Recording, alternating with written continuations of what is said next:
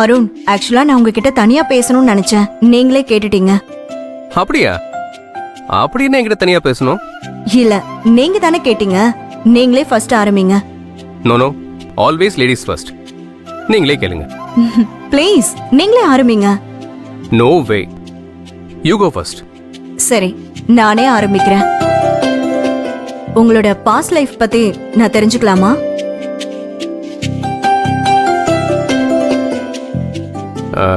OS, தாராளமா தெரிஞ்சுக்கலாமே.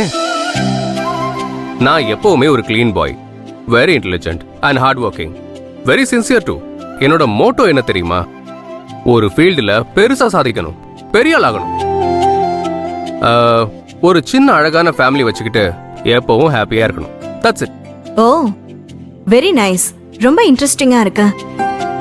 ஆமா, நீங்க யாரையும் லவ் பண்ணது இல்லையா? லவ்வா? அப்படின்னா ஜஸ்ட் கிடிங். நான் காலேஜ் டேஸ்ல இருந்தே ஓவர் ஆம்பிஷியஸா இருந்துட்டேன். அதான் என்னோட ஒரே மைனஸ். அதனால லவ்ல என்னால நினைச்சு பார்க்கவே முடியல. சில பேருக்கு க்ரஷ் மாதிரிலாம் கூட இருக்கும், எனக்கு அது கூட கிடையாது. ஒரு பொண்ணை மீட் பண்ணணும், அவ கூட பழகணும், அவளை கல்யாணம் பண்ணி செட்டில் ஆகணும். அதுதான் எனக்கு எப்பவுமே லட்சியமாவே இருந்திருக்கு. உள்ளத்தை ஒருத்திக்கு கொடுத்து விடு, அந்த ஒருத்தியை உயிராய் மதித்து விடுன்னு ஒரு பழைய பாட்டை கேட்டேன். லைஃபை பொறுத்த வரைக்கும் அதுதான் என்னோட மோட்டோ.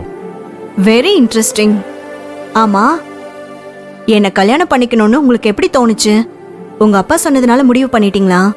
ஆமா வர்ஷா, இன்ஃபேக்ட் நான் உன் போட்டோ கூட பார்க்கல. அப்பா தான் சொன்னாங்க, நீ வர்ஷாவை மேரேஜ் பண்ணிக்கணும், அதுதான் அவரோட ப்ராமிஸ்ன்னு சொன்னாங்க. நானும் சிம்பிளா ஓகே சொல்லிட்டேன்.